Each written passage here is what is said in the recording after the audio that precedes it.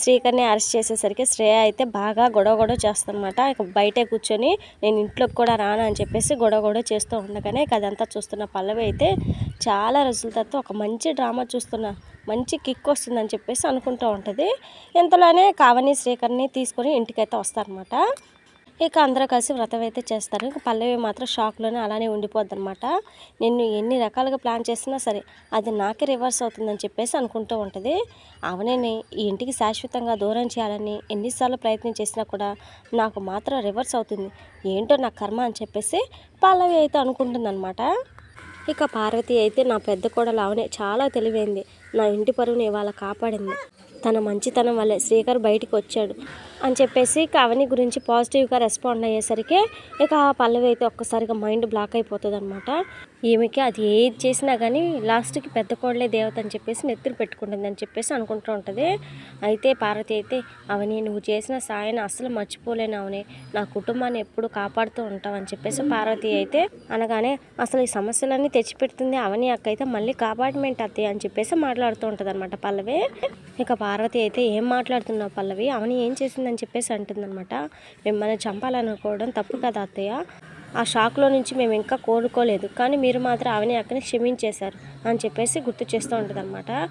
ఇక ఇంతలో కమల అయితే పల్లవి అసలు నీ నోటికి అదుపు అనేది ఉండదా, ఇప్పుడు మా వదిన మంచితనం వల్లే అక్షయ్ అన్నయ్య వాళ్ళ మేడం గారు శ్రీకర్ని బయటకు తీసుకొచ్చారు, ఆ విషయం నువ్వు గుర్తు పెట్టుకొని చెప్పేసి అంటాడనమాట. ఇక అందరూ కలిసి శ్రీకర్ని ఏమైంది ఎంతకీ అని చెప్పేసి అడుగుతారనమాట.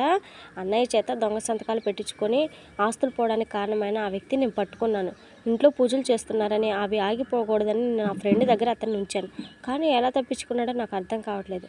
అయితే నేను అతన్ని ఏమీ బెదిరించలేదు, నిజం చెప్పమని అడిగాను తప్ప ఇంకేమీ చేయలేదు, కావాలని నన్ను ఎవరో ఇరికించే ప్రయత్నం చేశారని చెప్పేసి శ్రీకర్ అయితే చెప్తాడనమాట.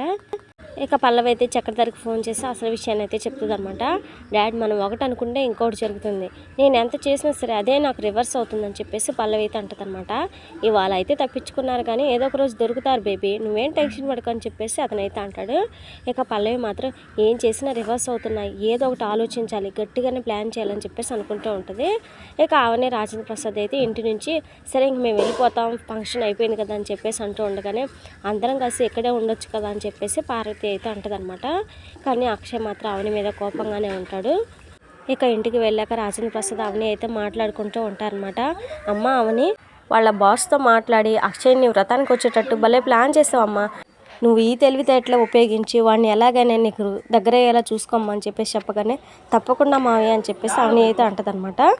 ఇక అప్పుడే అక్కడికి వచ్చి వాళ్ళ మాటలు విన్న అక్షయ్ అయితే నువ్వు ఇలాంటిదాన్ని అనుకోలేదు, నీ ఇంట్లో ఉంటున్నాను కదా అని చెప్పేసి నన్ను ఎంత వెధవని చేస్తావా, ఇన్ని రోజులు నీ ఇంట్లో ఉండి తిన్నందుకు నా జీతం డబ్బులు రాగానే ఇచ్చి పడేస్తాను, నీ ఇంట్లో ఇంకొక క్షణం కూడా ఉండని చెప్పేసి ఇంట్లో నుంచి వెళ్ళిపోతాడనమాట.